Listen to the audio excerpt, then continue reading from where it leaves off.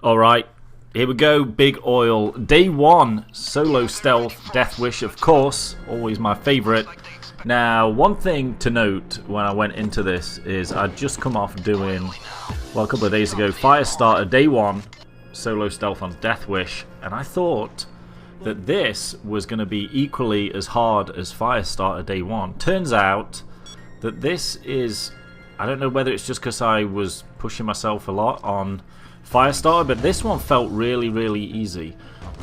Similar kind of, I don't know, stealth aspect, but there's not that danger of being immediately alerted and it's game over. I mean, this is a pro job, so you would have to keep buying it if you kept messing up. But this was only my second try, and when I say second try, the first try, I actually did it, but what I was stupid enough to do, as I was waiting for the drills, I threw a grenade and it went off, and I thought, oh, this is fun, so I threw another grenade because I was just getting bored, and it turns out that there's neighbours to this house and the neighbours alerted the cops, and then obviously it was game over after that. I had about 3 minutes left on the drill and the cops came, and so I just quit out. I didn't even try and face the cops for 3 minutes on Deathwish with a solo stealth build. It just wasn't worth it, so I came back in, figured that the first time was kind of a fluke, that's why I didn't talk while I was doing it, and it turns out that it's actually kind of easy. Now, I'm not sure if I've just done a lot of solo stealth recently and I kind of got my groove on a little bit, got some nice class setups going, but I kind of find it a little easy. But it is a fun one to do. The video is probably going to be around 9 minutes, 10 minutes. I do speed up the safe drilling because it's a little mundane watching drills go. But the premise of this is that you got to enter this house somewhere, and the way I always see is, as I shoot that guy in the back, is to go through the garage first just to see if you can go up the stairs. As long as you have the skill that if you sit still for 3.5 seconds it highlights anyone around you, you can sit at the bottom of the stairs and just see who's at the top of the stairs from when you enter the garage. If there's too many people in that room, it's not worth going that way. You have to find a different way. I can't remember now if I actually go up the stairs or not. I think I do on this one.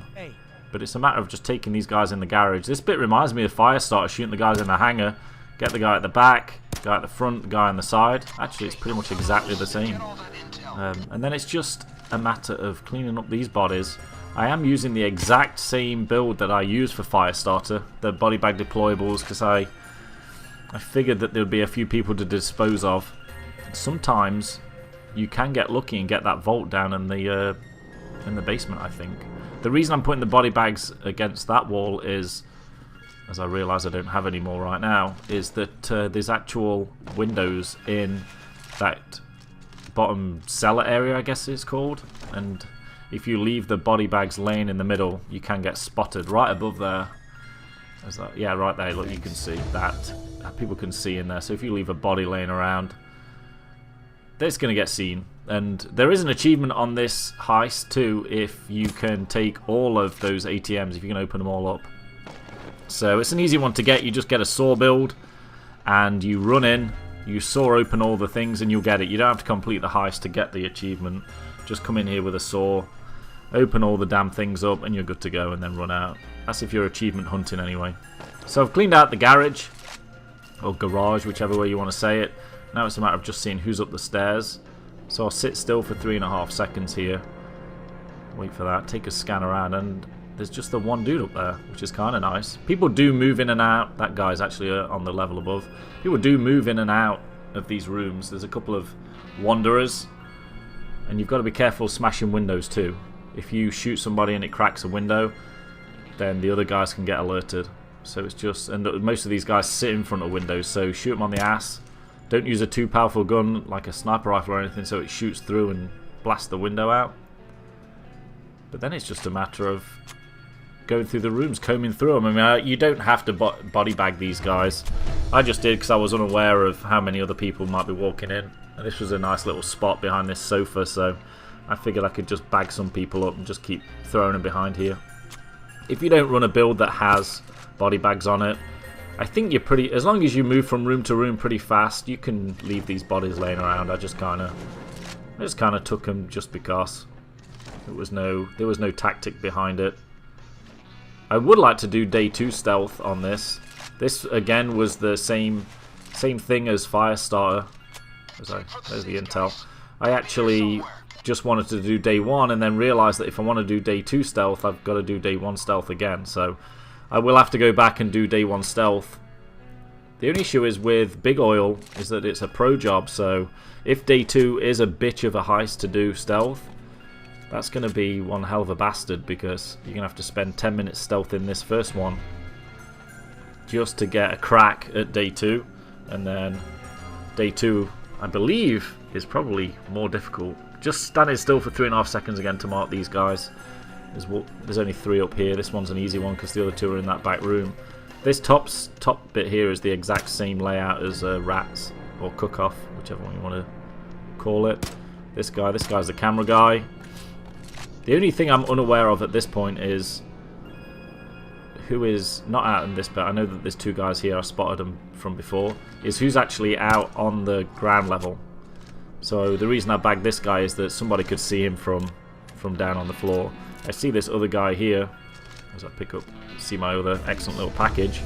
I see this other guy, but I don't want to take him out because he's in plain view, so I think I actually run back downstairs and take a look outside.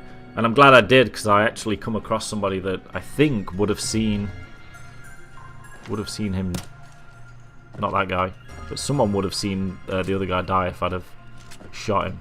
So I think the reason I'm bagging these guys up, do I leave this one? Yeah, leave that. I'm completely out of body bags, that's why. But I think that, where is he? Yeah, there he is over there. I'll mark him out. That guy would maybe have seen me shoot the guy on the balcony, so I'm glad I didn't do that. So I think this guy up top and this guy on the bottom are the last 2 on the map for me. Just a matter of this guy moving out of the way so I can clear him off. I am liking this 79mm silence. It's pretty sweet. The damage is pretty hardcore. I can take this guy out too. And that is everybody on the map for me, so I'll speed this a little bit up. And there is a section in here where I thought I'd screwed up. I'll get the drills going, because the drills are retarded on this. There's only 2. There's only a couple. I'll find the weapons here too. There's only a couple of intels on here that you find on the tables. You can sometimes find airplane keys. I think it makes day 2 a little easier. Right, what happened there is I thought I'd totally screwed up. I was about ready to restart. Is that they booby-trapped the doors. So if I'd have tried to go in that door when I was being quiet, if I'd have shot it or tried to pick it, it would have blown up and it flashbangs off. And I assume that if there's any guards on the map, that would have, alerted them, and it would have been game over. The cops would have come and I would have had to restart. But because I'd killed everybody, luckily it didn't alert them, and luckily it didn't alert the neighbours. I figured that the neighbours would get alerted and it would have been over like when I was throwing grenades the first time I gave this a shot. So, but that is pretty much it. Day 2 is a bit of a bastard because there's you have to carry those engines out, but that's a whole different story altogether. You have to calculate which one it is out of the 12 and then carry one out, and the guards can see the door open. But yeah, that is pretty much it. Throw a grenade over the side, and I actually get an achievement. I'm not sure what that was for, I didn't look into it, but first time I've solo stealth that completely, because, well, yeah. Well, that's it, well, enjoy. Thanks.